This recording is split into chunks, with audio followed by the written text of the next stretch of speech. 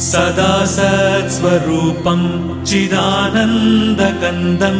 जगत्सम्भवस्थानसंहारहेतुं स्वभक्तेच्छया मानुषं दर्शयन्तम् नमामीश्वरं सद्गुरुं साईनाथं नमामीश्वरं सद्गुरुं साईनाथम् भवद्ध्वान्तविध्वंसमार्ताण्डमीड्यं मनोवागतीतं